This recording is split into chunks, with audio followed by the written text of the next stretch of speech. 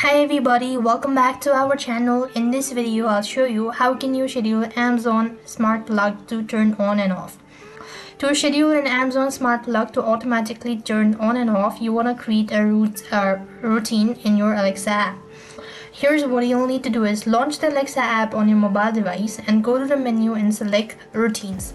After which you then need to tap the plus icon in the top right corner of the screen.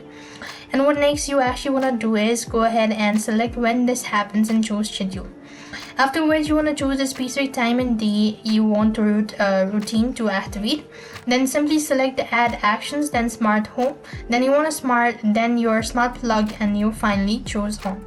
So this is how you could do it. That's the way you could schedule Amazon smart plug to turn on and off. I hope the video was helpful. Make sure to like, share and subscribe. Thank you for watching. See you in the next video.